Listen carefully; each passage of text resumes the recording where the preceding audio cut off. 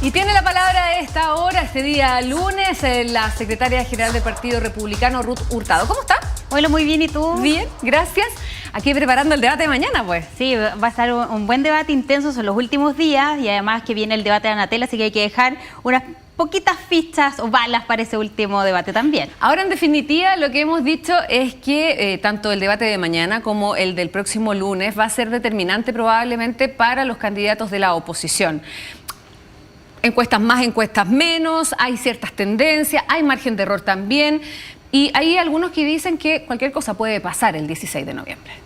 Efectivamente, cualquier cosa puede pasar.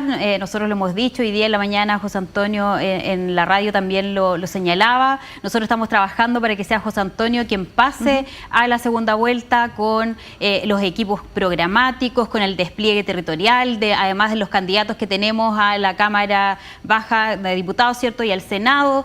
Así que estamos con harto optimismo trabajando para llegar a muchas más personas. Y tú te das además...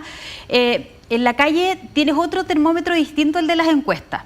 Y eso es positivo porque ves cómo la gente cada vez se suma más a la opción de que José Antonio es el candidato para liderar y además es quien puede ganar la segunda vuelta de manera más holgada contra cierto Janet Jara. Pero viene a la baja. ¿Eso ustedes lo habían percibido en los estudios que hacen en el comando? Sí, hemos visto distintas encuestas, de repente subimos 2 puntos, bajamos 1 punto. Pero margen de error. Un margen de error. Pero en la calle la verdad es que es completamente distinto. Vemos cómo cada vez que José Antonio está en alguna localidad, en alguna región, llenamos los espacios. Hay gente que ha quedado fuera de los espacios donde nos convocamos, digamos, pero además cuando yo soy candidata a senadora por la Araucanía y cuando estoy con distintas organizaciones, con distintas personas o en los volanteos de la calle, digamos, te das cuenta que hay una adhesión bien grande y te miran, o sea, miran el volante, usted va con Casi, yo entonces voto por usted. Entonces es como que predomina el candidato presidencial más que el mismo candidato muchas veces.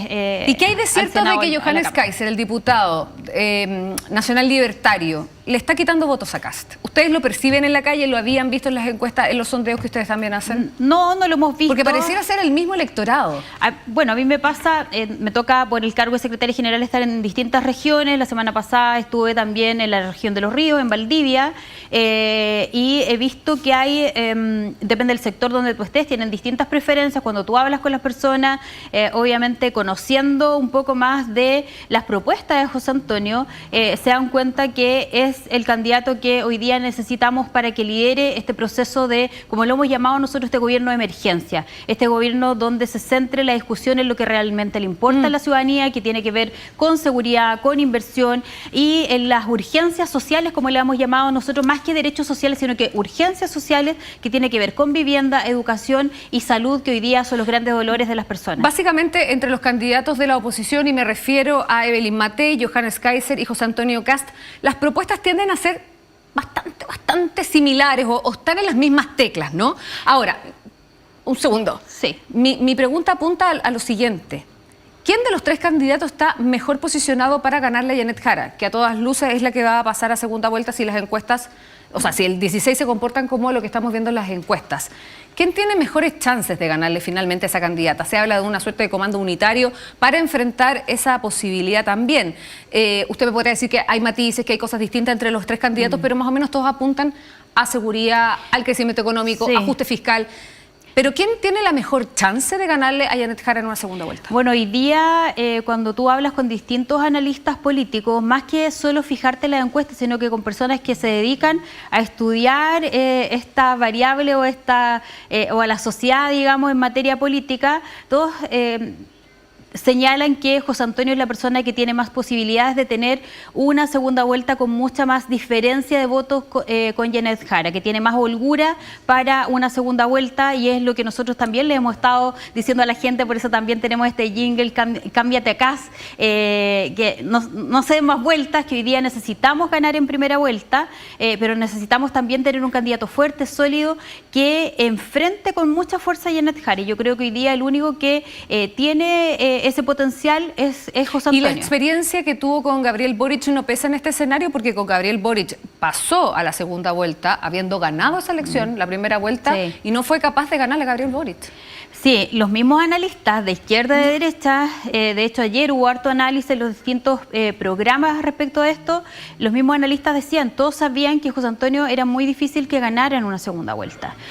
Nosotros obviamente hicimos todo el esfuerzo para ganar esa segunda vuelta y es por eso hoy día la importancia por quién votar, quién es el que logre pasar a la segunda vuelta, pensando no solo en que yo tengo un candidato preferido, sino quién es el candidato que puede ganar en segunda vuelta, y hoy día derechamente José Antonio Kast. Ahora, de todos modos, esta suerte de comando unitario, me imagino que después de la segunda vuelta, sea quien pase a la segunda vuelta, va a requerir del esfuerzo y del trabajo mancomunado de todos. ¿Cómo se va a relajar un poco también la cosa ahí, con declaraciones bien duras? O sea, usted habló de que Jaime Guzmán votaría por José Antonio Kast. Eso le cayó pésimo a la gente de la UDI. Ese fue un error. ¿Cómo también disminuir esos errores de aquí al 16 de noviembre?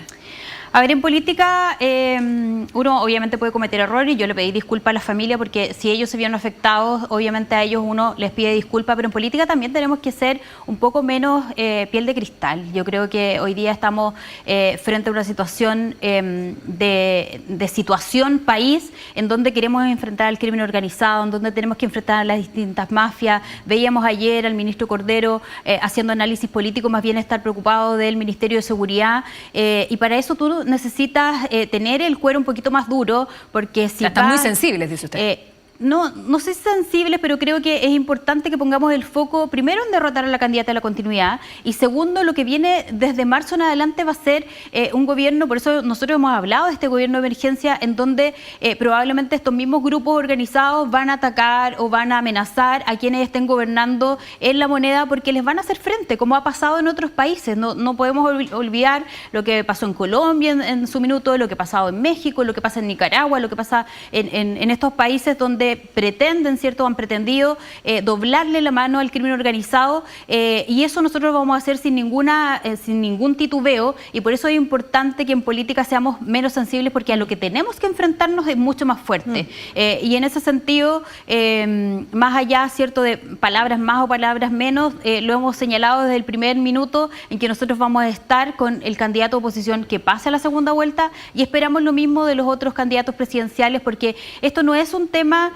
del comando de Kast, no es un tema del comando Mateo, comando Kaiser, sino que es un tema país. Hoy estamos frente a una situación en que nuestro país no resiste más crimen organizado, no resiste más este decrecimiento económico que hemos tenido, y necesitamos salir a flote, y para eso nos necesitamos todos, porque Chile nos necesita. Y si ponemos a Chile en el centro, a las personas en el centro, obviamente nuestra vocación de servicio público, político, va a estar concentrado en las personas.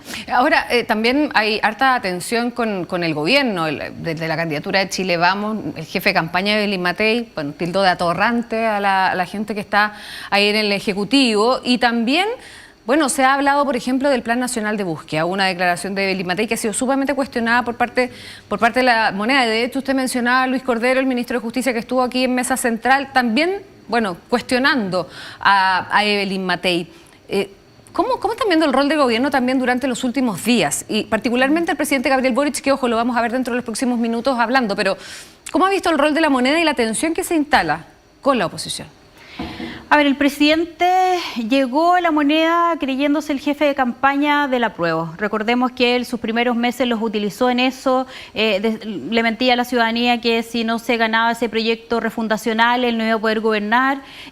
Lo vimos en las distintas candidaturas, después haciendo campaña. Hoy día lo vemos de nuevo como jefe de campaña. Él nunca tomó la vestidura de presidente, nunca habitó el cargo como presidente, como gobernante, como jefe de Estado también, cuando tenía que salir a representarnos internacionalmente, y es lamentable que en estos pocos días se dedique a hacer campaña o a tener cruces con la oposición, más que dedicarse por último a gobernar bien estos últimos meses que le queda. Lo único bueno es que queda poco tiempo para este mal gobierno, y esperamos que eso termine, ¿cierto?, este 14 de diciembre en la segunda vuelta, y que desde el 11 de marzo partamos un gobierno con más esperanza, centrado en los chilenos y en las urgentes necesidades. Ruth, usted, respecto al tema del presupuesto, ¿cuál es la postura que hay de los parlamentarios de republicanos? Bueno, entiendo que uno de los parlamentario de los diputados pedía hacer una rebaja de 2.000 millones de dólares incluso para poder seguir avanzando en la discusión. Finalmente esto se termina cayendo